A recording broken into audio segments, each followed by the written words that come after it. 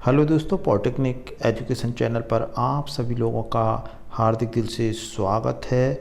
दोस्तों, मैं master trainer professor S.K. Ahirwar Ujjain polytechnic college. जैसा कि आप सभी को मालूम है कि दोस्तों मध्य प्रदेश पंचायत निर्वाचन 2022 में जो मतदान दल का जो प्रशिक्षण होगा, मैं इस वीडियो के माध्यम से आप सभी लोगों को बहुत ही सरल भाषा में समझाने का प्रयास करूंगा।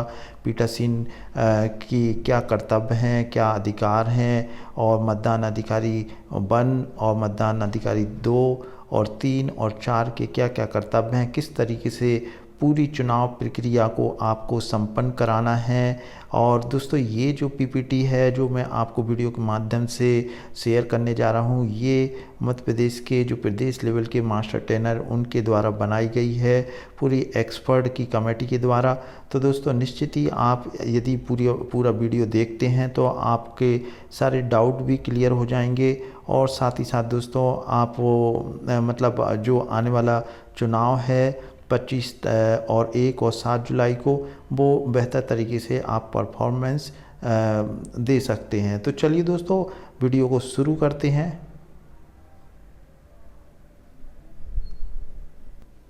तो दोस्तों, आप लोग देखें, ये पंचायत निर्वाचन 2022 जिला निर्वाचन कार्यालय उज्जैन के द्वारा ये पीपीटी तैयार की गई है और ये मास्टर ट्रेनर के लिए प्रशिक्षण था। और सेम ये तमाम जितने भी मास्टर ट्रेनर हैं वो जो मतदान दल बनेगा और जो आने वाले चुनाव होंगे पंच, सरपंच और जिला और जनपद के सदस्य के लिए, तो दोस्तों यही ट्रेनिंग आप लोगों को दी जाएगी इसी पीपीटी के माध्यम से। इसी तरीके से मध्य प्रदेश के अन्य जिलों में भी होगी। तो दोस्तों, यहाँ पर अधिकारियों के नाम लिखे हुए हैं और ये दोस्तों यहाँ पर यह पावर पॉइंट प्रेजेंटेशन ट्रेनिंग हेतु तैयार किया गया है। किसी भी संशय की स्थिति में मध्य प्रदेश राज्य निर्वाचन आयोग के नियम, निर्देशों और गाइडलाइन को मान किया जाएगा। दोस्तों, क्योंकि अभी समय काफ़ी है तो जिला निर्वाचन आयोग के माध्यम से कई निर्देश दिए जाते हैं, तो उनको समय समय पर अपडेट किया जाता है। यहाँ दोस्तों प्रस्तुतकर्ता में जो है डॉक्टर विजय कुमार सुखवानी, जो प्रदेश लेवल के मास्टर ट्रेनर हैं, बहुत ही टैलेंटेड। डॉक्टर संदीप नाटकंडी, ये और BS अखंड, डॉक्टर राजन पुरोहित, गिरीश तिवारी, इनके द्वारा ये पीपीटी तैयार की गई है। यहाँ दोस्तों हम पीपीटी का जो भी प्रशिक्षण है उसका हम शुरुआत करते हैं। यहाँ हर वोट कीमती, हर निकाय महत्वपूर्ण। चलिए दोस्तों, अब हम देख लेते हैं प्रथम चरण, द्वितीय चरण और तृतीय चरण। जैसा कि मैंने आपको बताया तो 25 जून, 1 जुलाई, 8 जुलाई को होगा और मतगणना भी सेम उसी दिन होगी।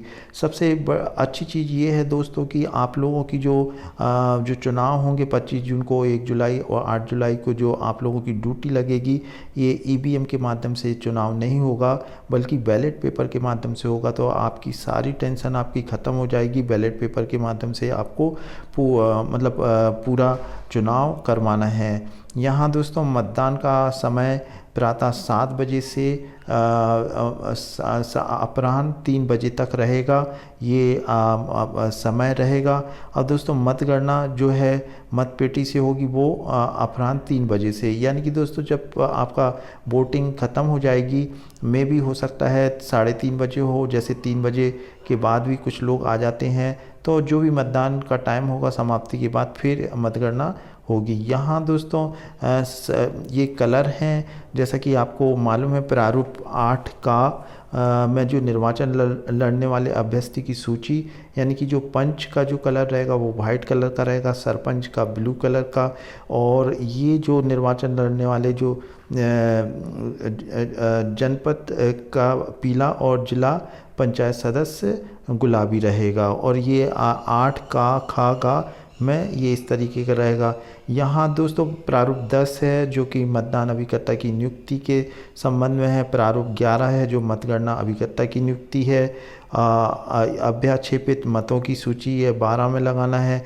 और ये कुछ प्रारूप हैं जो आप लोगों को जब सामग्री इकट्ठी करेंगे तब आपको मिलेंगे। अंधे विकलांग मतदाता के साथी द्वारा घोषणा, और ये 13 खा अंधे विकलांग मतदाताओं की सूची। यहाँ दोस्तों ये प्रारूप 17 है जो टेंडर वोटों का है, निविदा मतों की सूची है, टेंडर वोट क्या होता है ये भी मैं बताऊंगा। ये अभी यहाँ पर जो लिखा हुआ है प्रारूप 15 मतपत्र लिखा प्रारंभिक गणना का परिणाम, और 16, 17, 18, 19 मतों की गणना का परिणाम। पोलिंग और काउंटिंग प्रोसेस किस तरीके से होगी, तो दोस्तों यहाँ पर ही आप लोगों की शुरुआत होती है कि मतदान दल की जानकारी। मतदान दल में दोस्तों पीठासीन अधिकारी होगा, मतदान अधिकारी क्रमांक 1, मतदान अधिकारी 2, 3 और 4, यानी कि टोटल 5 मतदान दल में होंगे। यदि दोस्तों जैसे संख्या वोटों की ज़्यादा है तो फिर हो सकता है एक और आपको मतदान अधिकारी 5 भी मिल सकता है, और सामान्यतः आप लोगों को टोटल पीठासीन अधिकारी के साथ 4 मतदान अधिकारी मिलेंगे। मतगणना के समय पीठासीन अधिकारी को, यानी कि दोस्तों जब आपका पीठासीन अधिकारी को मतगणना के समय में प्राधिकृत अधिकारी और मतदान अधिकारी को गणना सहायक कहा जाता है। अब चलिए दोस्तों, सामग्री प्राप्ति वितरण स्थल पर जाने वाली कार्रवाई। तो यहाँ दोस्तों आप लोग जहाँ पर भी आपकी ड्यूटी लगेगी वहाँ पर अंकित तिथि और स्थान पर आप लोगों को जाना है। यहाँ से दोस्तों आपको क्या क्या सामान एकत्रित करना है। एक तो मत पेटी मिलेगी गोदरेज की, उसको आप देख लें सही तरीके से। पंच के मिलेंगे आपको, पंच पद हेतु वार्डवार मतपत्र मिलेंगे, यानी कि दोस्तों आप जहाँ पर भी जा रहे हैं हो सकता है 2-3 वार्ड हों तो पंच के जो है वार्डवार मतपत्र मिलेंगे। तो वार्ड के अनुसार आपको मतपत्र मतलब आपको कलेक्ट करना है। इसी तरीके से सरपंच का मतपत्र मिलेगा, जनपद सदस्य का मिलेगा और जिला पंचायत का सदस्य हेतु मतपत्र मिलेगा। और मतदाता सूची की चिन्हित प्रतियाँ, अन्य प्रतियाँ, जिसके द्वारा आप लोग जो पूरा चुनाव है चिन्हित प्रति के माध्यम से ही आप लोग संपन्न कराते हैं। अब यहाँ दोस्तों अन्य सामग्री में आपको EHD मतदाताओं की सूची मिलेगी। तो दोस्तों EHD क्या होता है, एब्सेंटी, शिफ्टेड और डेड मतदाताओं की सूची, जिससे आपको पता चल सकता है कि ये मतदाता आपकी चिन्हित प्रति में नहीं रहेंगे। ये लास्ट में आपको EHD मतदाता की सूची भी मिलेगी। घूमते तीरों वाली रबड़ की सील, दोस्तों ये आपको पता है घूमते तीरों वाली सील, रबड़ की सील, इसी के माध्यम से जो मतपत्र पंच, सरपंच और जिला और जनपद सदस्य जो बनेंगे उसके लिए आपको ये देना होगी। जो और धातु की मुद्रा, ये सील लगाने के लिए है। सुबन्नक चिन्ह वाली रबड़ की सील, इसमें दोस्तों मतदान क्रमांक नंबर लिखा रहता है, तो ये आपको हर एक कागज़ पर लगाना होगी।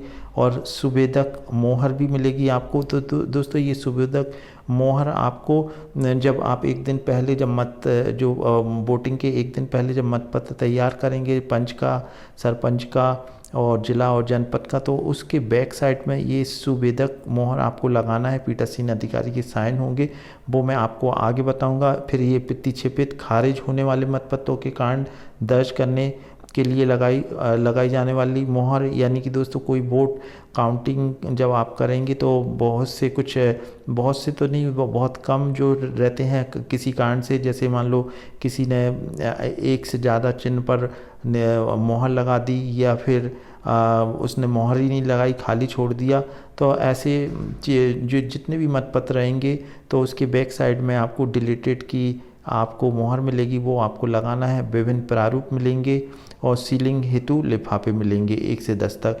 सामग्री प्राप्ति और मिलान, आपको दोस्तों जो भी आपको सामग्री मिल रही है उसको आपको मिलाना होगा। तो पंच पद के लिए वार्डवार, यानी कि दोस्तों पंच के लिए जैसे उस क्षेत्र में हो सकता है 1 वार्ड हो, 2 हो या 3 हो, तो पंच के लिए 3 वार्ड के 3 पंच हो जाएंगे। तो वार्डवार जो भी वार्ड का क्रमांक होगा उस हिसाब से आपको ये मतपत्र आपको कलेक्ट करना होंगे। सरपंच का एक ही रहेगा, जनपद सदस्य का, जिला का, तो ये आप लोगों को मिलाना है। और मतपत्र उसमें अंकित अभ्यर्थी के नाम रहेंगे। प्रारूप 8 का वार्डवार, मतलब ये पंच के लिए है, फिर 8 का है। ये सारी चीज़ें मैंने ऊपर बता दी हैं। मतदान हेतु प्राप्त मतपेटी को खोलकर और बंद करके जरूर देख लें दोस्तों, और सुगमता से संचालित हो रही है, क्योंकि दोस्तों कोई दिक्कत नहीं होना चाहिए उसमें। सामग्री मिलान और उसकी स्थिति और संचालन से संतुष्ट होने के बाद आप अपने जोनल अधिकारी को रिपोर्ट कर दें। अब यहाँ दोस्तों सामग्री प्राप्ति और मिलान का है, तो ये चेकलिस्ट के अनुसार आप मिला लें और फिर तत्काल आप काउंटर को सूचित करें। सामग्री मिलान के पश्चात निम्न प्रशिक्षण आप आवश्यक रूप से ले लें। तो दोस्तों यहाँ पीठासीन का लिखा हुआ है, पीठासीन का क्या अधिकार हैं, क्या कर्तव्य हैं। तो दोस्तों आप सभी को मालूम है पीठासीन अधिकारी मतदान दल का सबसे महत्वपूर्ण व्यक्ति होता है। उसको पूरी मतलब चुनाव प्रक्रिया की बारीकी मतलब शुरू से अंत तक की पूरी जानकारी रहती है और वो समय समय पर मतदान अधिकारी 1, 2, 3, 4 को दिशा निर्देश करता रहता है चुनाव प्रक्रिया के समय और मतगणना के समय। तो चलिए दोस्तों अब हम देख लेते हैं क्या यहाँ पर लिखा हुआ है। तो ये जो चीज़ मैंने बताई है वही यहाँ पे लिखा हुआ है। और तो पीठासीन अधिकारी को मतलब बहुत गंभीरतापूर्वक और कॉन्फिडेंट होकर ये चुनाव कराना है ताकि किसी भी तरह की अप्रिय घटना ना हो। तो दोस्तों इसके लिए आप लोगों को मतलब नियम जो भी हैं वो बहुत ही कम नियम हैं दोस्तों। अगर एक बार आप लोगों ने पढ़ लिए या ये पूरा वीडियो देख लिया तो आपका काफ़ी कॉन्फिडेंस बढ़ जाएगा। यहाँ दोस्तों आपके निर्वाचन संचालन हेतु मध्य प्रदेश स्थानीय प्राधिकारी अधिनियम 1964 के तहत विधिक शक्तियाँ आपको प्राप्त हैं।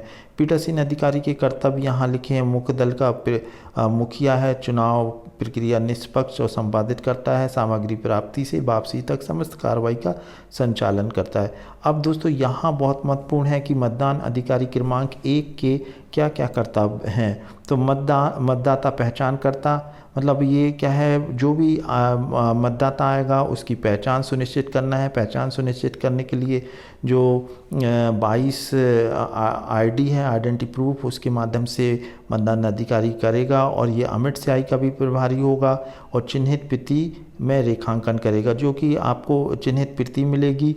तो दोस्तों आपको वो जो भी व्यक्ति है, पुरुष है, महिला है, थर्ड जेंडर है, उसके लिए किस तरीके से करना है ये आगे बताया गया है। तो सबसे पहले क्या है दोस्तों, जैसे मतदान चालू होने पर मतदान केंद्र पर जाने वाली कार्रवाई, तो मतदान अधिकारी क्रमांक 1 क्या करेगा, मतदाता का जैसे ही सुबह 7 बजे से जैसे ही मतदाता वोट करने के लिए आता है तो मतदाता का आपको जोर से नाम बोलना है, जिससे कि वहाँ पर बैठे अभिकर्ता या उनके एजेंट या अभ्यर्थी सुन ले और जिसके कारण वो उस जो व्यक्ति का नाम ले रहे हैं उसकी पहचान सुनिश्चित हो जाए। और इसके पश्चात जब पहचान सुनिश्चित हो जाए तो फिर जो निर्वाचन नामावली में है जो प्रविष्टि क्रम संख्या को पढ़ना है आपको। और इसके बाद दोस्तों मतदाता की पहचान का सत्यापन, जैसा कि मैंने आपको बताया, एपिक कार्ड और चुनाव आयोग द्वारा अन्य पहचान कार्ड या बीएलओ के प्राप्त पहचान पर्ची के आदि से करना है। यहाँ दोस्तों पहचान दस्तावेजों की सूची है, ये आप लोगों को मिल ही जाएगी। अब यहाँ और आगे देख लेते हैं, निर्वाचन नामावली चिन्हित प्रति के मतदाता के समक्ष मार्किंग निम्नानुसार करना है। तो दोस्तों यदि पुरुष है, महिला है और थर्ड जेंडर है तो इस तरीके से आपको करना है। चिन्हित प्रति में आपको जैसे ये पुरुष वाला है दोस्तों, यहाँ पर आप देख पा रहे हैं सरल क्रमांक लिखा हुआ है और आपको डायगोनली एक लाइन खींचना है। यदि दोस्तों ये महिला है तो आपको डायगोनली लाइन खींचने के साथ साथ आपको राउंड सर्कल भी सरल क्रमांक में करना है। यदि दोस्तों ये थर्ड जेंडर है तब आपको यहाँ पर दोस्तों ये डायगोनली लाइन खींचने के साथ साथ एक टिक का निशान आपको लगाना होगा। तो ये मतदान अधिकारी फर्स्ट के कर्तव्य हैं। और इसमें दोस्तों जो बाएं हाथ की तर्जनी पे जो अमिट स्याही लगाएगा मतदान अधिकारी फर्स्ट, तो आप देख लें तस्वीर में आपको दिखाई दे रहा है कि मतलब जो अमिट स्याही लगाना है बाएं हाथ की तर्जनी ना हो तब दोस्तों आप किसी भी उंगली पे लगा सकते हैं, या बाएं हाथ ना हो तो दाएं हाथ की उंगली पे लगा सकते हैं या ठूंठ पे। तो ये चीज़ इसमें लिखी हुई है। तो दोस्तों आपको अब मतदान अधिकारी क्रमांक 2 के देख लेते हैं क्या कर्तव्य हैं। तो यहाँ दोस्तों पंच और सरपंच पद के मतपत्रों का प्रभारी होता है और घूमते तीर वाली सील का प्रभारी। तो दोस्तों ये घूमते तीर वाली सील आपको मैंने बताया है, यही वोटिंग के समय जो मतदाता आता है तो उसको दी जाती है। पंच और सरपंच के मतपत्र दिए जाते हैं, फिर वो घूमते तीर वाली सील से वो जो भी संबंधित अभ्यर्थी पर सील लगा देता है मोहर पर, और उसके पश्चात वो उसको मतपेटी में जो है गोदरेज की है उसमें ये डाल देता है। तो यहाँ दोस्तों मतदान अधिकारी क्रमांक के दो क्या कर्तव्य हैं, एक तो वो मतपत्रों का प्रभारी रहेगा और घूमते तीर वाली सील का प्रभारी। अब देख लेते हैं दोस्तों, सबसे पहले जो मतदान अधिकारी क्रमांक 2 है, इसको बहुत सावधानी से मतपत्र देना है। वार्ड पंच और सरपंच के मतपत्र की भित्तिपर्ण में मतदाता का अनुक्रमांक लिखना है, मतदाता के हस्ताक्षर या अंगूठा लेना है। तो दोस्तों मतदान अधिकारी क्रमांक के जो मैंने अभी बताया पंच सरपंच के मतपत्र भी देना है, और साथ ही साथ उसको अनुक्रमांक जो मतदान अधिकारी 1 बोलेगा उसका क्रमांक अनुक्रमांक लिखना है, और मतदाता के सिग्नेचर या अंगूठा लेना है। मतदाता सूची की अतिरिक्त सूची में टिक का निशान लगाना है, और मतदाता को मतपत्र व्यवस्थित मोड़कर आपको घूमते तीर वाली सील इंक पैड लगा कर देना है। ये आप ज़रूर ध्यान रखें कि जो इंक पैड है उस पर आप घूमते तीर वाली सील को ज़रूर लगा के दें, ताकि वो जब जिस किसी को वोट कास्ट करेगा तो उसकी जो सील लगेगी वो क्लियर हमको दिख जाए। क्योंकि दोस्तों इस वोटिंग करने के बाद आप ही लोगों को काउंटिंग भी करना पड़ेगी। तो यहाँ पे मतदान प्रकोष्ठ 1 में जाकर मतपत्र में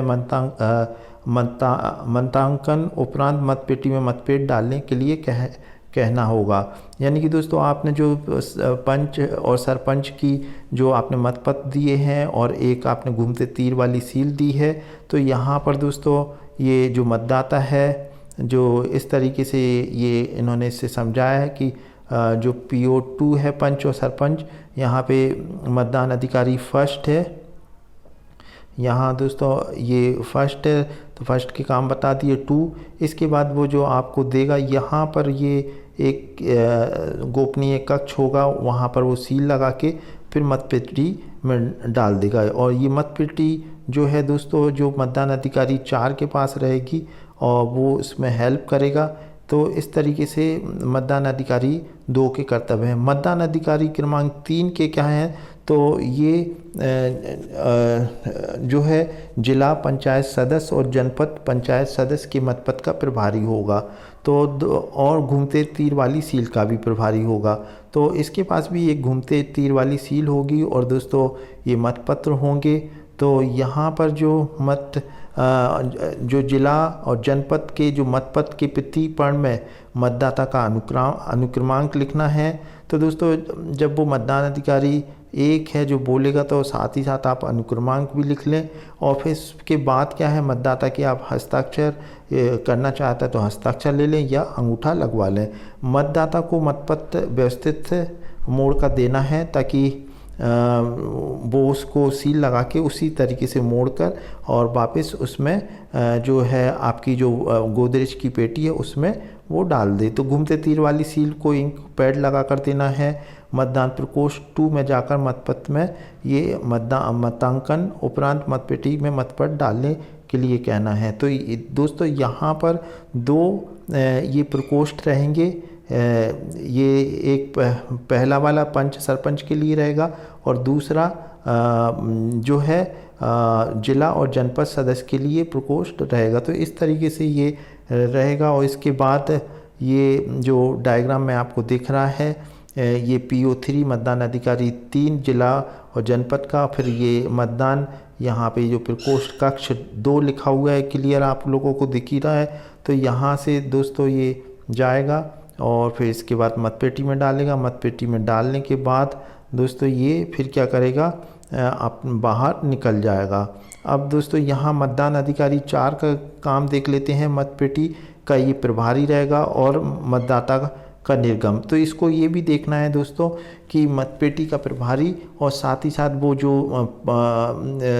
जिला और जनपद या पंच और सरपंच के जो हैं मतदान अधिकारी 2 और 3 ने जो भी दिए हैं मतपत्र, उसको मतपेटी में डलवाने का काम करे और फिर इसके बाद उसको बाहर जाने के लिए कहे। यहाँ पर हम देख लेते हैं मतदान अधिकारी क्रमांक 4 के क्या क्या कर्तव्य हैं। तो मतदाता की उंगली पर लगी अमिट स्याही की जांच करना, ऐसा तो नहीं उसने मिटा ली हो, तो उसको आप देखें। मतदाता की घूमते तीर वाली रबड़ सील प्राप्त करना, यानी कि दोस्तों जो वो सील जिसमें उसने वोट कास्ट किया है तो आपको वापस लेना है। और मतदाता द्वारा विभिन्न पदों पे मतपत्र जो डाले जा रहे हैं पर ध्यान रखना है, मतपेटी में जो डाले हैं, और समय समय पर मतपेटी में पुशर की सहायता से मतपत्र को अंदर ढकेलना है। तो दोस्तों ये पुशर क्या होता है, जब आप जो गोदरेज की जो पेटी होती है वहाँ पर जिसके माध्यम से हम पंच, सरपंच और जिला जनपद के जो मतपत्र हैं उसको हम डालते हैं, वो काफ़ी लंबे होते हैं, तो क्या है कि आसानी से जाते नहीं हैं। तब जब बहुत ज़्यादा वोट पड़ जाते हैं तो पुशर की हेल्प से उनको सिस्टमेटिक नीचे की तरफ धकेल देते हैं। अब यहाँ पे देख लेते हैं मतदान केंद्र पूर्व दिवस की क्या कार्रवाई है। तो दोस्तों मतदान केंद्र का आपको निरीक्षण करना है। 100 मीटर के घेरे में निरीक्षण का प्रचार प्रसार की कोई भी सामग्री है उसे हटा लेना है और चुनाव सामग्री का निरीक्षण करना है। अब दोस्तों यहाँ पे मतदान दिवस के एक दिन पूर्व क्या क्या करना है ये सारी चीज़ें हैं। तो यहाँ मतदान केंद्र पर आपको जो मतदान केंद्र की चिन्हित करने वाली समस्त सूचनाएं प्रदर्शित करें, मतलब जो पंच पद हेतु वार्ड वार अभ्यर्थी की सूची लगाना है, सरपंच की लगाना है, जनपद सदस्य की, ये आप लोगों को ऑलरेडी मिलेगी। तो आपको इसको मतदान केंद्र की चिन्हित वाली ये सूचनाएं आपको नोटिस बोर्ड पे आपको लगाना है। पंचायत उनके वार्डों का विवरण जिसके लिए मतदाता और उस मतदान केंद्र के मतदान हकदार हैं, तो आपको वो भी एक आपको मिलेगा नोटिस बोर्ड पे। तो आपको ये सारी चीज़ें जानकारी लगाना है। निर्वाचकों की विशिष्टियाँ का नोटिस, मतदान संबंधी आवश्यक जो भी निर्देश मिले, मतदान केंद्र क्रमांक, नाम, मतदाता की सूची, मतदान का समय, दिनांक यथा स्थिति चस्पा करना है। अब दोस्तों मतदान और क्या क्या करना है, एक तो ये 100 मीटर वाला आप लोगों को मैंने बता दिया है। ये सुनिश्चित कर लें कि किसी भी व्यक्ति, संस्था, अभ्यर्थी के किसी तस्वीर, स्लोगन, ये सारी चीज़ें आप लोगों को मालूम है 100 मीटर के दायरे में नहीं होना चाहिए। मतदान केंद्र पर 2 मतदान प्रकोष्ठ स्थापित किए जाएंगे, अतः दोनों के लिए युक्त संगत स्थान का चयन करें। तो दोस्तों ये बहुत महत्वपूर्ण है, क्योंकि अब आपको प्रकोष्ठ बनाना है। एक आपका जो मतदान अधिकारी 2 जब पंच और सरपंच के मतपत्र देगा तो प्रकोष्ठ नंबर 1 में जाएगा। फिर तत्पश्चात वो पेटी में डालने के बाद फिर उसको 3 नंबर का जो है मतदान अधिकारी वो आपको जिला और जनपद सदस्य के मतपत्र देगा। तो इसके लिए 2 प्रकोष्ठ आपको बनाना है। इस तरीके से आप बना लें जिसमें मतलब प्राइवेसी रहे, जब वो मतलब वोट कास्ट करे तो उसमें मतलब कोई और ना देख सके। मतदान केंद्र पर मतदान दिवस की पूर्व निम्न पीठासीन अधिकारी एक प्रति मतदाता सूची, विभिन्न घोषणाएं रहेंगी, विजिट सीट रहेगी और शेष मतपत्र रहेंगे, पंच, सरपंच, ये सारी चीज़ें रहेंगी। निविदा टेंडर मतों की सूची भी रहेगी। मतदान अधिकारी क्रमांक के नंबर 1 के पास क्या रहेगा, मतदाता सूची की चिन्हित प्रति, जो दोस्तों अभी मैंने बता दी हैं, वो सारी चीज़ें रहेंगी। अब मतदान दिवस की कार्रवाई, मतदान दिवस की कार्रवाई में किस तरीके से आपको करना है दोस्तों। हालांकि दोस्तों यहाँ पर एक चीज़ जो एक दिन पूर्व हम जब शाम को क्या आपको तैयारी करना है, तो दोस्तों मैं आपको शॉर्ट में बता दूं कि जितनी भी जो कागज़ हैं उसमें आप अपने जो सुविन्नक सील मिलती है जिसमें अनुक्रमांक नंबर रहता है और उस स्कूल का नंबर रहता है, तो वो आप हर एक कागज़ पे लगा लें। और जितने भी जो स्कूल का नाम है जहाँ मतदान केंद्र होगा वो सारी फॉर्मेलिटी भर लें।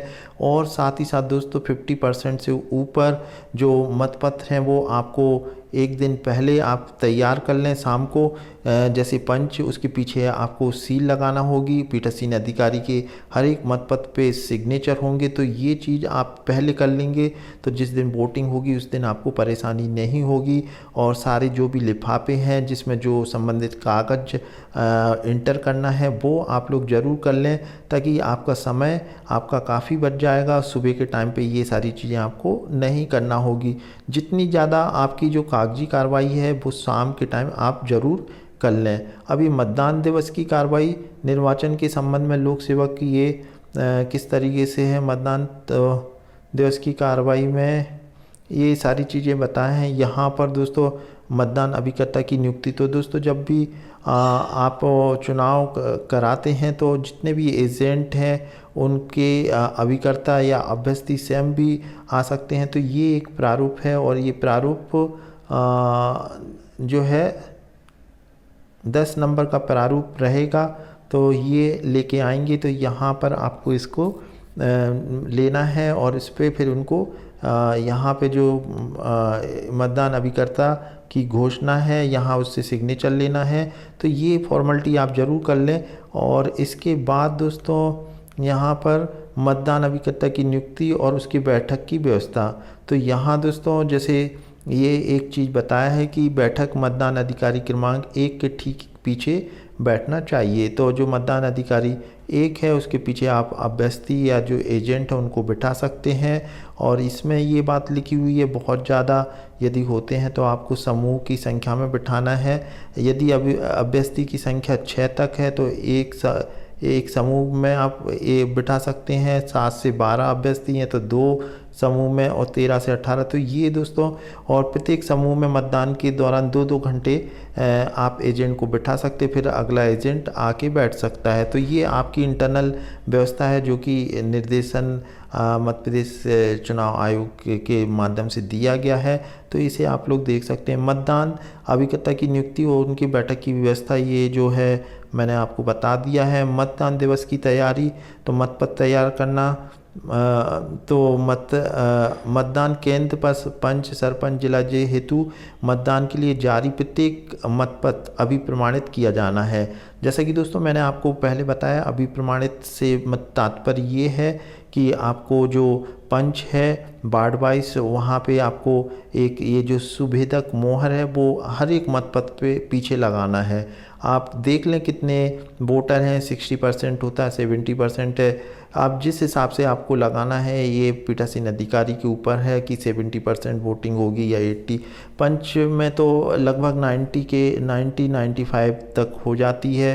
अब फिर भी आप लोग देख लें अपने हिसाब से इसको कर लें, 80% तक आप लगा सकते हैं।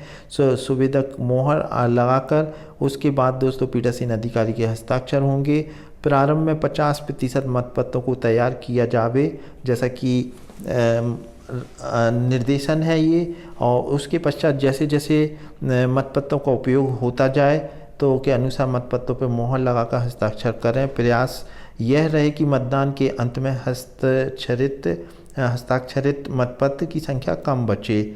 यानी कि दोस्तों जितना आपको एक अंदाज से आप कर सकते हैं जितना भी आपको है, यहाँ 50% का बोला है। अब दोस्तों ये देख लें पंच सरपंच के मतपत्र के पीछे लगाई जाने वाली सुवेदक मोहर। तो दोस्तों ये आप लोगों को ध्यान रखना है, ये सुवेदक मोहर है। इसमें आपको खंड और ये एक मतदान केंद्र का क्रमांक, ग्राम पंचायत और वार्ड क्रमांक और नीचे आपके पीठासीन अधिकारी साइन हो जाएंगे। इसी तरीके से जिला और जनपद सदस्य के पीछे भी सेम वही सील लगाई जाएगी। तो ये आप लोग देख लें। मतदान दिवस के मतदान केंद्र की तैयारी, मतदान प्रारंभ होने के पूर्व आपको मतदान अभिकर्ताओं से नियुक्ति पत्र प्रारूप 10 प्राप्त करना है और अभिज्ञान पत्र स्वयं के हस्ताक्षर से जारी करना है। तो जो भी आप बैठेंगे उनको आप पीठासीन अधिकारी उनको हस्ताक्षर करके जारी कर देगा। अभिकर्ताओं को आश्वस्त करना है कि मतपेटी सही अवस्था में है, कोई मत पहले उसमें दर्ज नहीं है। तो आप लोग उसको दिखा सकते हैं। नोट पंच का मतदान अभिकर्ता उसी मतदान केंद्र का होगा जहां पर यह मतदाता है और है एपिक कार्ड या जो कार्ड या एपिक कार्ड ना होने की स्थिति में रिटर्निंग ऑफिसर द्वारा प्रमाणित कार्ड धारी अभिकर्ता को अपने साथ लाएगा। तो दोस्तों ये आप लोगों को पूर्व में भी विधानसभा लोकसभा में जो भी चिन्हित प्रति में जिनका नाम होता है वही एजेंट बन सकते हैं। तो इस चीज़ का आप लोग ध्यान रखें। आपके जिस मतदान केंद्र का चुनाव करा रहे हैं अब दोस्तों यहाँ देखें गोदरेज टाइप मतपेटी को खोलना बंद करने की कार्रवाई। तो ये आपको जब प्रशिक्षण होगा तो आपको ज़रूर ये दिखाई जाएगी। तो आप इसको बंद चालू करके देख लें। ये इस तरीके से बंद होती है। ये फ़ोटो के माध्यम से यहाँ दिखाया है।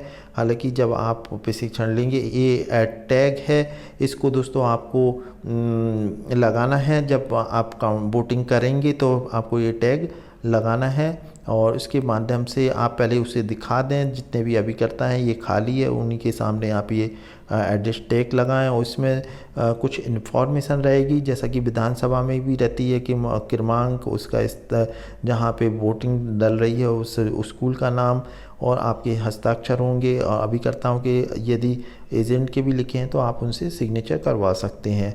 और मतदान आपका 7 बजे से होगा और प्रारंभ करना है, इसकी आपको घोषणा करना है और मतदान समाप्ति पर जाने वाली कार्रवाई। तो दोस्तों मतदान जैसे ही आपका मतदान शुरू होगा तब भी आपको घोषणा करना है और मतदान समाप्ति पे भी पीठासीन अधिकारी घोषणा करेगा। मतदान के समय प्रातः 7 बजे से दोपहर 3 बजे तक का टाइम है। सभी पीठासीन अधिकारी मतदान समाप्ति के नियत समय से 10 मिनट पूर्व केंद्र के बाहर आकर घोषणा करेंगी में हेतु 10 मिनट शेष है। जिन्हें मतदान करना है वो निर्धारित लाइन में आ जाएं। और यदि दोस्तों 3 बजे में यदि लाइन में जितने भी आते हैं तो आपको पर्चियां पहले से ऑलरेडी आपको बना के रखना है। लास्ट वाले जितने 3 बजे मतदाता खड़े हैं तो सबसे लास्ट वाले व्यक्ति से आपको ये पर्ची आपको डिस्ट्रीब्यूट करना है। लघु हस्ताक्षर हों उसमें पीठासीन अधिकारी के, और आप क्रमांक भी डाल सकते हैं जिससे आपको पता चल जाए कि कितनी आपने पर्चियां बांटी हैं। नियत समय के पश्चात वही मतदाता मतदान कर सकेंगे जिनके पास पर्चियां होंगी। अंतिम मतदाता द्वारा मतांकन करने के पश्चात मतदान बंद कर दिया जाएगा और मत पेटी को सील किया जाएगा। सील करने के लिए दोस्तों वही है जो स्लॉट है उसको आपको आगे कर देना है और उस पर एडजस्ट टैग लगा दिया जाएगा। मतदान की समाप्ति पर की जाने वाली क्या क्या कार्रवाई है। समस्त मतदाताओं को मत देने के पश्चात समाप्ति की औपचारिक घोषणा करना है और मत पेटी की जो स्लिट खिसकाकर मत पत्रों हेतु खुली जो दरार को बंद करके सील करना है। जैसा कि मैंने आपको बताया दोस्तों, जहां से हम मतपत्र डालते हैं तो उसको आपको बंद करना है। अब सर्वप्रथम मतपत्र लेखा जो प्रारूप 15 में रहेगा, पंच, सरपंच, जनपद सदस्य, जिला, इनकी पृथक पृथक आपको तैयार करना है। पीठासीन अधिकारी की बुकलेट में विभिन्न जानकारी दर्ज करना है, विभिन्न लिफाफे, फाइल, फोल्डर करना है। अब विशेष परिस्थिति के क्या हो सकती हैं ये हम देख लेते हैं। जैसे अभ्याक्षेपित मत, मतलब चैलेंज वोट क्या होता है, टेंडर वोट क्या होता है, ये मैं आपको बताऊंगा। अंधे अशक्त मतदाताओं की मतदान प्रक्रिया क्या होती है, मतदाता की आयु की घोषणा और निर्वाचक द्वारा मत ना देने का विनिश्चय करना। अपवाद स्थिति में पीठासीन अधिकारी की कार्रवाई। तो यहाँ दोस्तों ये सारी चीज़ें हैं। तो सबसे पहले चैलेंज वोट का देख लेते हैं। चैलेंज वोट में जैसा कि दोस्तों मैंने आपको बताया है, वैसे तो इससे ऐसी परिस्थितियाँ ना आए तो जो मतदान अधिकारी पहला है जो आता है, जो चिन्हित प्रति का प्रभारी होता है, तो सबसे पहले वो जोर से नाम पुकारता है और यदि अभिकर्ता जो है वहाँ एजेंट बैठे हैं और वो कहते हैं कि ये व्यक्ति जो नाम लिया है ये वो नहीं है, तो सबसे पहले यदि वो चैलेंज करता है तो सबसे पहले आपको उससे कहना होगा कि 5 रुपये की आपको रसीद कटवाना होगी और फिर एजेंट से जो भी चुनाव का जो अभिकर्ता बैठा हुआ है, एजेंट है या अभ्यर्थी, उसको मौका देना होगा पीठासीन अधिकारी को कि बताएं ये वही व्यक्ति है या नहीं। यदि वो उसको सुनिश्चित नहीं कर पाता है, यानी कि दोस्तों जो वो जैसे मान लो उसका नाम रामलाल है और वो रामलाल की जो पुष्टि नहीं कर पाता है, तो फिर आपको उससे स्वयं जो आपका रामलाल है उससे आप पूरी जानकारी लें। यदि आप संतुष्ट होते हैं कि नहीं ये रामलाल ही है, और तो फिर आप वो 5 रुपये उसके जब्त कर लेंगे। यदि दोस्तों अगर नकली रामलाल है, ये मतलब वो उस वहाँ का नहीं है व्यक्ति और गलत व्यक्ति है, मतलब रामलाल नहीं है, तो फिर आपको उसको पुलिस के हवाले करना है। तो दोस्तों यहाँ पर चैलेंज वोट का आप लोग शुरू में ही इस चीज़ को काफ़ी ध्यानपूर्वक, जो मतदान अधिकारी फर्स्ट रहता है यदि वो ध्यान से दे तो चैलेंज वोट आपको इसका सामना नहीं करना पड़ेगा। तो यहाँ दोस्तों आप देखें कि प्रारूप 12 में मतदाता की जानकारी यथास्थिति अंगूठे के निशान को कहेंगे। यदि ऐसा करने से इनकार करता है तो उसे मत देने से अनुज्ञा नहीं देना है। तो दोस्तों यहाँ पर जो सारी चीज़ लिखी हुई है जो मैंने आपको बताया है कि यदि वह हस्ताक्षर कर देता है तो चुनौतीकर्ता से यह साक्ष्य प्रस्तुत करने को कहा जाए कि वह जैसा दावा करता है कि मतदाता असली नहीं है। तो चुनौतीकर्ता अपनी चुनौती के पक्ष में साक्ष्य में प्रस्तुत करने के असफल रहता है तो चुनौती समाप्त और 5 रुपये जब्त हो जाएंगे। यानी कि दोस्तों जो भी एजेंट अगर बोलता है अगर सिद्ध कर देता है तो उसको आपको पुलिस के हवाले करना है। चुनौतीकर्ता प्रथम दृष्टा में यह सिद्ध करने में सफल हो जाता है कि ये व्यक्ति सही मतदाता नहीं है, तब संबंधित मतदाता को अपने पक्ष में रखने की अनुमति चुनौती खंडन हेतु दें। यानी कि दोस्तों ये यदि वो सिद्ध भी कर देता है तो भी आपको जो आया है उस व्यक्ति का भी आपको पक्ष सुनना है। यदि वह मतदाता चुनौती खंडन करने में सफल हो जाता है, सामान्य मतदाता की तरह मतांकन करने दें। यदि वो अपने आप को सिद्ध कर देता है, आप लोग आईडी है, अड़ोसी पड़ोसी है, वहाँ के लोग उससे पूछ सकते हैं, तो यदि आप संतुष्ट हो जाते हैं तो फिर आपको उसको वोट करवाना है। यदि असफल होते हैं तो थाना प्रभारी को वहाँ पे पेज नंबर 37 पर उसको पुलिस को शिकायत भेजना होगी ड्यूटी पर। तो इस तरीके से ये चैलेंज वोट है। निविदा मतपत्र दोस्तों आपको मैं बता दूं, टेंडर वोट वो वोट होता है जैसे कि कोई व्यक्ति है श्याम, और जैसे ही वो श्याम वोट देने आता है तो उसे पता चलता है कि श्याम नाम का व्यक्ति पहले ही वोट डाल चुका है, तो उसका अब आपको वोट डलवाना तो है, लेकिन ये टेंडर वोट आपका जो आपकी गोदरेज की जो पेटी है उसमें आपको नहीं डलवाना है, बल्कि आपकी प्रक्रिया पूरी वही रहेगी, लेकिन इसे आपको एक लिफाफे के माध्यम से इसे रखना है। और जैसा कि दोस्तों हम ये बताया गया है कि टेंडर वोट की काउंटिंग नहीं करना है, जैसा कि मध्य प्रदेश निर्वाचन आयोग का जो भी निर्देश है उसको मैं आपके बीच में शेयर कर रहा हूँ कि इसको सिर्फ आपको अपने पास रखना है। तो उम्मीद है निविदा मतपत्र में दोस्तों आपको सेम उसी तरीके से आपको मतलब उसमें सिग्नेचर करवाना है। यहाँ पे लिखा हुआ है पंच, सरपंच या जिला सदस्य के उक्त स्थिति में मतदान हेतु प्राप्त मतपत्रों के अंतिम मतपत्रों के क्रम में आपको जो भी आपके पास मतपत्र है उसके आखिरी वाला मतपत्र निकालना है, और अंतिम सरल क्रमांक के मतपत्र पर पृष्ठ भाग में पीठासीन अधिकारी हाथ से निविदा मतपत्र लिखकर मतलब ऊपर आप निविदा मतपत्र लिख दें जिसे टेंडर वोट बोलते हैं, और फिर पीछे सुविधा सील लगाते हुए हस्ताक्षर कर मतदाता को जारी करेगा। मतपत्र की प्रतिपूर्ण पर प्रविष्टियाँ उसी प्रकार पूर्ण की जाएंगी जैसे सामान्य मतदाता की जाती हैं। पीठासीन द्वारा जारी चारों मतलब जो भी पंच, सरपंच और जिला और जनपद के हैं, और एरो क्रॉस सील के साथ मतदाता को प्रदान की जाएगी, और मतदाता को मतदान प्रकोष्ठ 1 में जाकर मतलब वोटिंग करना है। फिर इसके बाद वो मतांकन के पश्चात उक्त मतपेटी में नहीं डाले जाएंगे, बल्कि एक लिफाफे में पदवार पृथक पृथक आपको रखना है। मतलब पंच का अलग रखना है, सरपंच का अलग रखना है, जिला और जनपद का। ये प्रारूप 14 में है। ये ऐसे मतदाताओं की प्रविष्टि प्रारूप 14 में की जाएगी।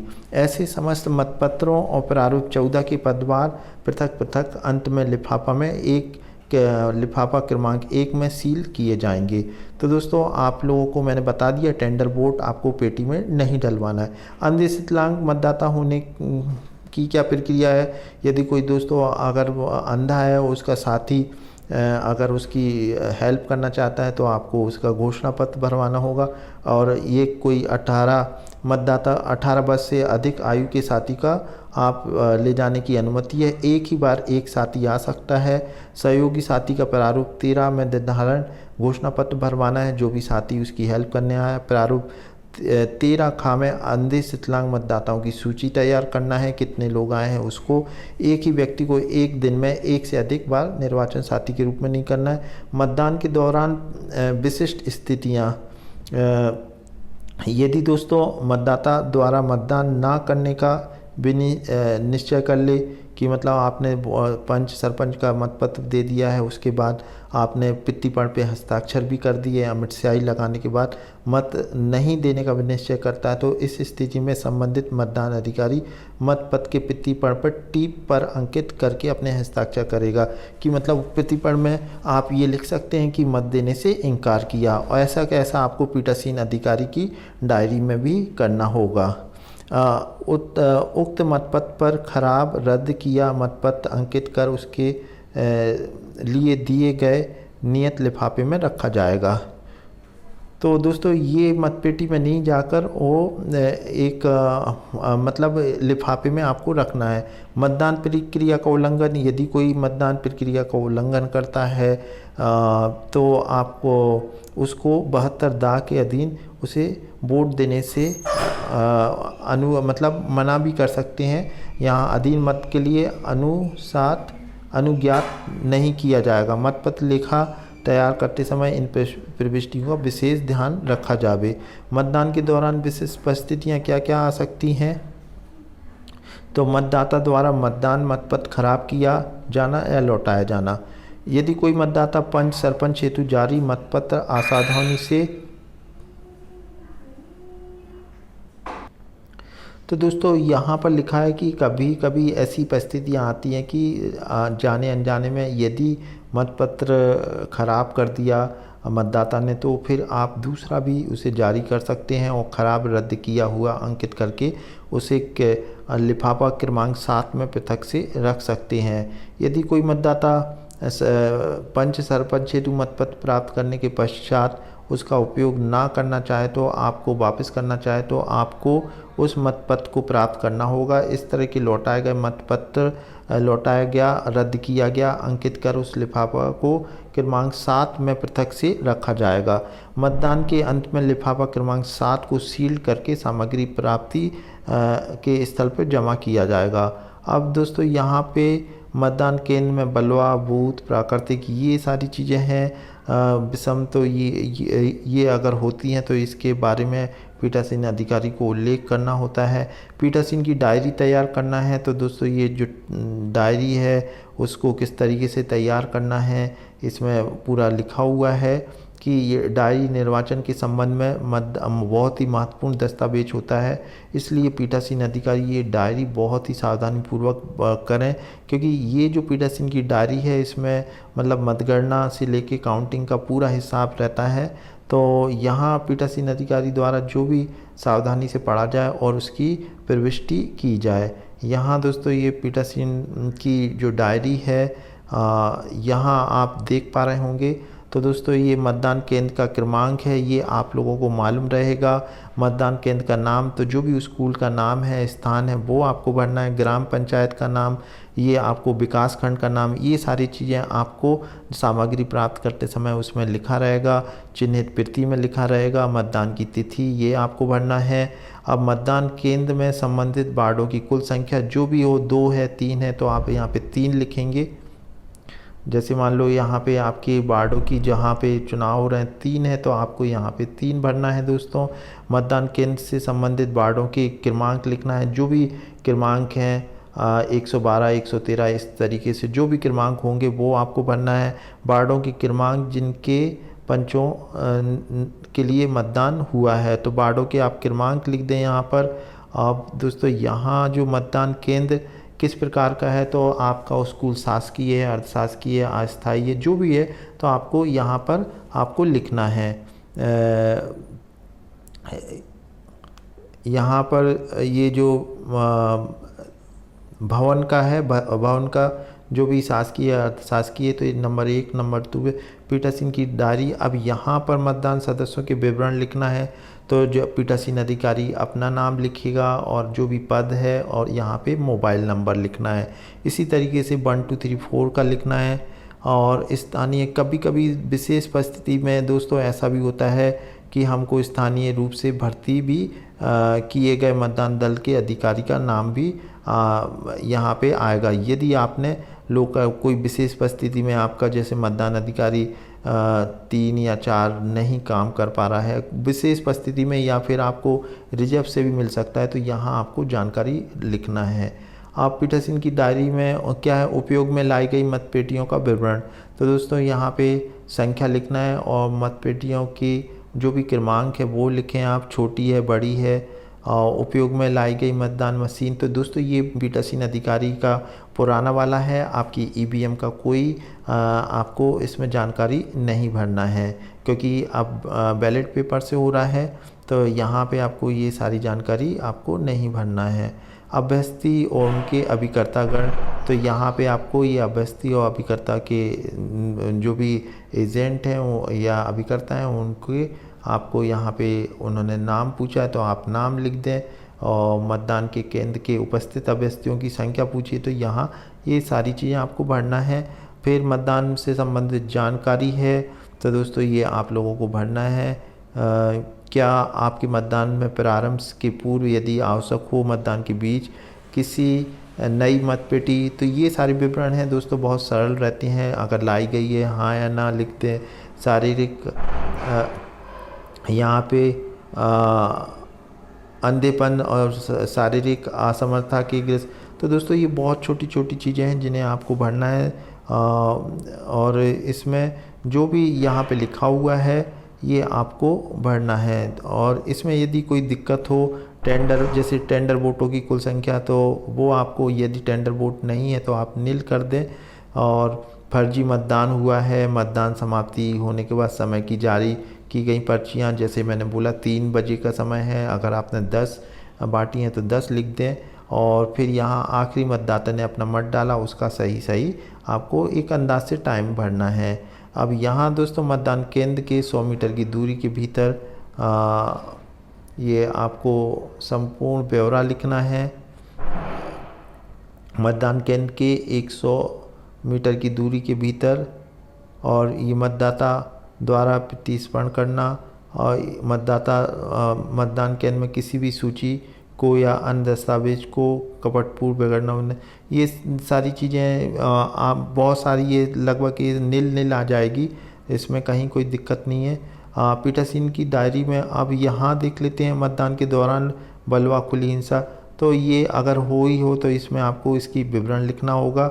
और यहाँ प्रक्रिया में गंभीर त्रुटि है, ये दोस्तों आप लोग जैसे पढ़ेंगे तो आपको इसमें कोई ऐसी विशेष जानकारी नहीं है, को बहुत नॉर्मल जानकारी है, इसमें आपको नील ही अधिकांश आएंगे और अन्य कोई कारण।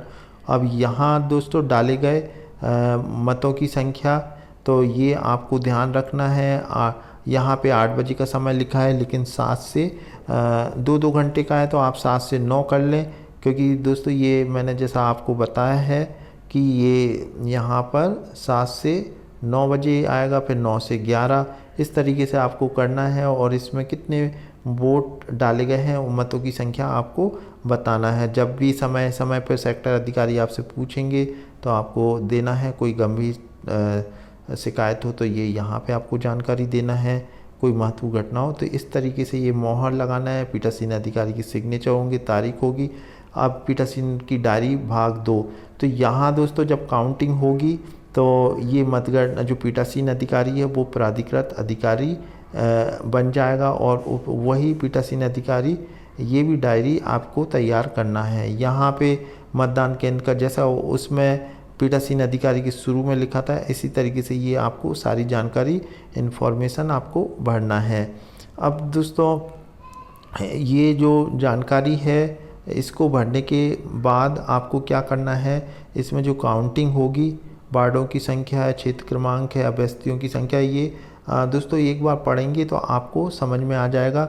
जो चीज़ वैसी है उसको मैं आपको ज़रूर बता रहा हूँ। यहाँ पे मतगणना कार्य के नियुक्ति अधिकारी कर्मचारी, तो यहाँ प्राधिकरण अधिकारी पीठासीन अधिकारी ही रहेगा। मतदान अधिकारी कितनी संख्या है तो ये आपको लिखना है। और भ्रत मतलब प्यून होता है, उसको आपको लिखना है। अब यहाँ दोस्तों मतगणना स्थगित करने की स्थिति की जानकारी, अगर मतगणना स्थगित हुआ है तो वो जानकारी, पुनर्मतगणना की मांग और स्वीकृति के प्रकरण, तो यहाँ आप लोगों को यदि कोई मांग करता है और अस्वीकृति के प्रकरण भी आपको देना होंगे। तो ऐसी परिस्थितियाँ ना के बराबर होती, फिर भी यदि दोस्तों हो जाती है तो आपको इसको आपको भरना होगा। पीठासीन की डायरी तैयार करना, तो यहाँ दोस्तों ये देखें आप, इसमें खारिज मत जो भी हैं आप ये वैध और खारिज, ये जब आप काउंटिंग करेंगे, वार्ड क्रमांक लिखा है, जो भी वार्ड 1 2 3 4 जितने भी वार्ड हैं उसका आपको करना है। डाले गए मतों की कुल संख्या आपको यहाँ लिखना है। वैध मतों की कुल संख्या, वैध मत वो होंगे दोस्तों जैसे कुछ मतलब मतदाता के द्वारा त्रुटिपूर्ण एक से ज़्यादा अभ्यर्थी को वोट कास्ट कर देते हैं तो वो वैध माना नहीं जाएगा, उसे खारिज किया जाएगा। तो खारिज मतों की संख्या यहाँ पर आएगी और फिर प्रतिक्षेपित मतों का प्रतिशत, ये तो खारिज जितने भी हैं, जैसे मान लो अगर फॉर एग्ज़ाम्पल यदि 100 वोट हैं और 2 खारिज हुए तो 2/100 करके इसका परसेंटेज आप इंटू 100 करोगे तो 2% आपका आ जाएगा खारिज किए हुए। यहाँ पर सरपंच, इसी तरीके से सरपंच का भरना है। पीठासीन की डायरी तैयार में कोई महत्वपूर्ण घटना, ये अब दोस्तों ये मतपत्र लेखा है जो कि यहाँ पे क्लियर दिख नहीं रहा है। इसी तरीके से मतपत्र लेखा जो काउंटिंग का होगा तो ये आपको सिंपल सा भरना है। ये जो काउंटिंग प्रक्रिया है इसको मैं आपको बता देता हूँ। दोपहर 3 बजे के पश्चात यानी कि वोटिंग खत्म समाप्ति के बाद आपको करवाना है। अब ये किस तरीके से होगी दोस्तों, तो यहाँ पर ये लिखा हुआ है पीठासीन अधिकारी, प्राधिकृत अधिकारी और जो अन्य जो रहेंगे वो गणना सहायक कर्मचारी कहलाएंगे। अब यहाँ दोस्तों देखते हैं पंच सरपंच पद की मतगणना किस तरीके से होगी। गणना अभिकर्ता की नियुक्ति जैसा आपने सुबह के टाइम किया था, यहाँ पर भी आपको नियुक्ति प्रारूप 11 आपको प्राप्त करना होगा और उसको फिर सिग्नेचर करके सत्यापित करना होगा, तब उसको आपको प्रवेश करना है, देना है। तो मतदान केंद्र में जो भी ये पंच सरपंच और जनपद जिला के जो भी अभ्यर्थी हैं या गणना अभिकर्ता नियुक्त कर सकते हैं तो उनको आपको बिठाना है। मतगणना केंद्र में क्या क्या आपको सावधानी रखना है, ये प्रारूप 11 है। एजेंट जो बैठेंगे, गणना के पूर्व मत पेटियों का निरीक्षण। सबसे पहले दोस्तों आपको काउंटिंग करने से पहले जो सील बंद रहेगी, आप इसको करने से पहले आप या नीचे बैठ के या टेबल पे जैसा भी आपको उचित लगे, और इतनी दूरी जरूर एजेंट को इतनी दूरी पे बैठाएं कि वो आपके मतपत्र को टच ना करें, दूर से आप दिखा सकते हैं। तो यहाँ पे मतगणना के मतदान केंद्र पर प्रयुक्त सभी मतपेटियों को एक के बाद एक खोला जाएगा। हालांकि दोस्तों ये जो एक के बाद एक से ज़्यादा जो होगी मतपेटियाँ, उनमें 1000 या 1200 से ज़्यादा वोटिंग होगी तभी यूज़ होगी। अगर 700 800 है 600 है तो एक ही पेटी का हम उपयोग करेंगे। सर्वप्रथम मतपेटियों में उपस्थित जो भी गणना अभिकर्ता हैं उनको निरीक्षण कराएं और उन्हें आश्वस्त करें कि ये जो मतपेटी है सीलबंद है, और यहाँ वो आपने जो स्लॉट पे भी टैग लगाया था और पहले भी आपने लगाया था, कोई छेड़खानी नहीं हुई, बिल्कुल कहीं से सील तोड़ी नहीं गई है। जब वो आश्वस्त हो जाएं तभी आप मतपेटी को खोला जाना है। आश्वस्त होने के बाद मतपेटी की सील तोड़ी जाएगी। तो ये दोस्तों, अब इसमें दोस्तों सबसे पहले आपको क्या करना है कि जैसे आपने मतपेटी से जितने भी मतपत्र हैं उनको निकाल लिया, तो आप जो पंच के हैं वो वार्ड वाइज आपको अलग अलग करना है। पंच का तो आपको पता है सफ़ेद रंग का है, और पंच हेतु और नीला रंग सरपंच का रहेगा, पीला रंग जनपद का और गुलाबी रंग जिला पंचायत सदस्य का रहेगा। तो इनको पृथक पृथक आपको करना है और 50-50 के बंडल आपको बनाना है। पंच पद हेतु सफ़ेद रंग का मतपत्र को वार्ड वार पृथक पृथक करें, मतलब 3 वार्ड हैं तो तीनों के पंच के अलग अलग पृथक करें, और इस हेतु मतपत्रों के पीछे अंकित सुविधक मोहर की अंकित वार्ड क्रमांक संख्या का उपयोग करें। तो ये आप लोग जब एक दिन पहले हैं जो उसके पीछे वार्ड क्रमांक लिखा रहेगा तो आपको 50-50 का एक वार्ड क्रमांक का जो भी क्रमांक लिखा है 111, फिर अगर दूसरा कोई 112 113 है तो तीनों की अलग अलग गड्डियाँ आप बना लें। अब मतगणना प्रारंभ करने के पूर्व मतपत्रों को पृथक करना, जैसा कि मैंने बताया है, पंच के वार्ड वाइज करना है। अभ्यर्थियों को 50-50 की गड्डी बना लेना है। प्रत्येक अभ्यर्थी की गड्डी की गणना प्रविष्टि 11 में भरकर उसे रबर बैंड लगाना है। इसी तरीके से खारिज मतपत्रों की गड्डी बनाकर प्रविष्टि 12 में आपको प्रतिक्षेपित मतपत्रों को पर्ची भरकर सबसे ऊपर रखते हुए रबर बैंड लगाना है और गणना का प्रारूप 16 में तैयार करना है। अब दोस्तों, मतगणना करने के लिए सबसे पहले आपको किसकी गणना करना है, यहाँ पे लिखा है कि जो कि वार्डवार पंच पदों की कुल मतपत्रों की संख्या नोट करें और मतपत्रों की इस संख्या की प्रविष्टि मतपत्र लेखा प्रारूप 15 भाग 2 में आपको करना है और गणना परिणाम पृथक प्रारूप 16 में पृथक से की जाएगी, पृथक की जाएगी। इसी प्रकार सरपंच का जो नीला है और जनपद सदस्य का पीला है और जिला पंचायत का गुलाबी है। मतपत्रों के रंगों के आधार पर पृथक गड्डियाँ आपको बनाना है।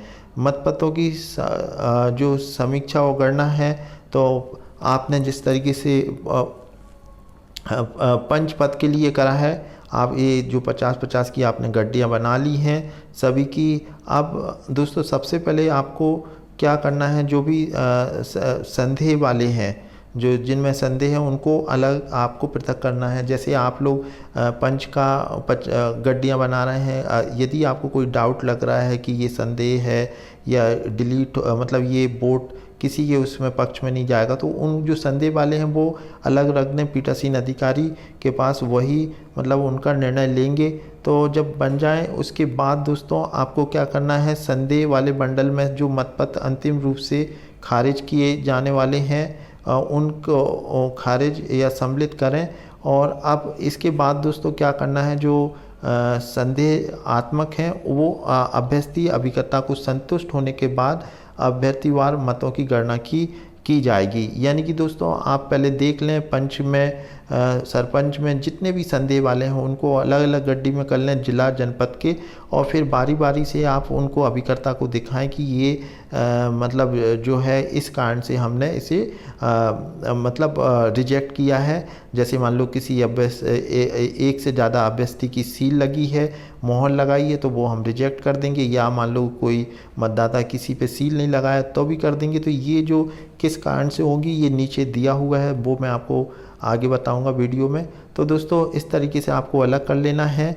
फिर जो खारिज किए गए मतपत्र के ऊपर सील लगाना, यानी कि दोस्तों ये एक तरीके के खारिज किए गए हैं तो इसकी भी आपको सील मिलेगी। जितने जैसे 4 मत पत्र आपके खारिज हुए तो उसके बैक साइड में आपको ये खारिज वाली सील लगाएं और उस पर पीठासीन अधिकारी के सिग्नेचर होंगे। इसके पश्चात दोस्तों, सबसे पहले आपको मतगणना पंच की करना है, वार्ड वाइज करना है। फिर उसके बाद जब पंच की हो जाए तो सरपंच की करें, फिर सरपंच की गणना करने के बाद जनपद सदस्य की, फिर जिला सदस्य की आपको गणना करना है। मतों की पुनः गणना, यदि दोस्तों कोई चैलेंज करता है और आपको ऐसा लगता है यहाँ पे जो लिखा है विधिमान मतों की संख्या का ऐलान किए जाने के पश्चात यदि कोई अभ्यर्थी और उसकी अनुपस्थिति में उनका निर्वाचन अभिकर्ता या गणन अभिकर्ता पूर्ण गणना की मांग करता है, तो उसे उस आधारों का वर्णन करते हुए जिसके आधार पर पूर्ण गणना चाहता है आपके समक्ष लिखित आवेदन प्रस्तुत करना होगा। आप युक्तिकरणों पर विचार करके आवेदन को पूर्णता, अंशतः मंजूर या अमान्य भी कर सकते हैं। यह आपका निर्णय विनिश्चय करनी सहित लिखित होना चाहिए, मतलब आपको कारण सहित बताना होगा। अब दोस्तों यहाँ देख लेते हैं खारिज कौन कौन से मत किए जा सकते हैं। जैसा कि मैंने बताया कि उस पर ऐसा कोई चिन्ह या लेख हो जिससे मतदाता की पहचान है तो आप खारिज कर सकते हैं। बनावटी मतपत्र, यानी कि जो ओरिजिनल नहीं है, किसी ने बाहर से लाके डाल दिया, या वो इस प्रकार का जो क्षतिग्रस्त है या विकृत हो गया हो और असली मतपत्र के रूप में उससे उसकी अनन्य या पहचान स्थापित नहीं की जा सकती है, या वो वह मतदान केंद्र में उपयोग में लाए जाने वाले प्राधिकृत मतपत्रों के अनुक्रमांक से भिन्न है। यानी कि दोस्तों जो आपके या डिजाइन में या चित्र में भिन्न है, यानी कि नकली मतपत्र है, इसलिए उसका हम उपयोग नहीं करेंगे, क्योंकि आपके अनुक्रमांक जो भी है नंबर सीरियल रहेंगे। और संबोधक मोहर नहीं लगी है या पीठासीन अधिकारी के हस्ताक्षर नहीं है। तो या दोस्तों उनमें से अधिक अभ्यर्थी को, जैसे मैंने बोला, एक से ज़्यादा मोहर लगाई हो, तब भी आप इसको रिजेक्ट कर सकते हैं। उस पर प्रयोजन के लिए हित उपकरण या युक्ति अर्थात दी गई घूमते तीरों वाली सील विभिन्न उपकरण या युक्ति सेट चिन्ह लगाया गया हो, या मतांकन का चिन्ह पृष्ठभाग या पूरी तरह से छायाकृत स्थान के अंदर बना है, उन मतांकन को चिन्ह नहीं लगा है। तो ये इन कारणों से आप इनको रिजेक्ट कर सकते हैं। किसी मतपत्र को केवल इस कारण से आप रिजेक्ट नहीं किया जाएगा जैसे कि किसी एक अभ्यर्थी के खाने में एक से अधिक चिन्ह लगा है। यानी कि दोस्तों कोई रामलाल है और उसका सूरज चुनाव चिन्ह है और उसने उसी पे 3 बार अगर सील लगा दी है तो उसे हम रिजेक्ट नहीं करेंगे। एक अभ्यर्थी के खाने में स्पष्ट चिन्ह में अतिरिक्त उसके पृष्ठ भाग के गहरे रंग वाले छायाकृत स्थान पर भी चिन्ह लगाया गया है तो भी आप रिजेक्ट नहीं करेंगे। और मूल चिन्ह किसी एक अभ्यर्थी के खाने से स्पष्ट रूप से बना है किंतु मतपत्र को गलत ढंग से मोड़ने के कारण उसके दूसरी तरफ भी आ गया, तो ये आपको ध्यान देना है। घूमते तीर वाली जो आपको सील मिलेगी वो क्या है, घड़ी के उल्टी दिशा की तरफ होती है। तो दोस्तों ये किस तरीके से होती है, जैसे ये इस तरीके से घूमते तीर वाली होती है जो कि घड़ी के विपरीत दिशा में होती है। तो इस चीज़ का आप लोग देख लें। और यहाँ दोस्तों छापे में तीरों वाली सींग चिन्ह किसी भी एक अभ्यर्थी के खाने में लगा है परंतु किसी दूसरे अभ्यर्थी के खाने में धब्बा बन गया है तो भी आपको रिजेक्ट नहीं करना है। मतपत्र के पीछे कोई सुवेदक मोहर या हस्ताक्षर नहीं है परंतु प्राधिकृत अधिकारी को यह समाधान हो जाए कि चूक पीठासीन अधिकारी अथवा मतदान अधिकारी द्वारा की गई है तो भी आप इसे रिजेक्ट नहीं करेंगे। उक्त उपरदिशित करने वाले चिन्ह अस्पष्ट हैं या एक से अधिक बार लगाया गया है। यदि मतपत्र चिन्हित किए जाने वाले ढंग से स्पष्ट हो जाए कि मतदाता की मंशा अभ्यर्थी को अपना मत देने की थी तो भी आप रिजेक्ट नहीं करेंगे। मतदाता द्वारा मतपत्र पे हाथ में लेते समय असावधानीपूर्वक के कारण उसके अंगूठे में निशान या धब्बा लग गया है। अब यहाँ दोस्तों कुछ स्पेसिमेन दिए हैं, ये मैं ज़रूर आपको बता देता हूँ। जैसे ये वैध मतपत्र है, यहाँ पे आप देखें ये जो सील लगी हुई है तो दोस्तों ये इस पे आप देख पा रहे हैं ये लगी हुई है तो ये वैध है। और इसी तरीके से इसमें भी यहाँ ऊपर लगी हुई है तो इसे वैध माना जाएगा। तो इस तरीके से दोस्तों ये है। और यहाँ पर अवैध वाले में पहला आप देखें तो ये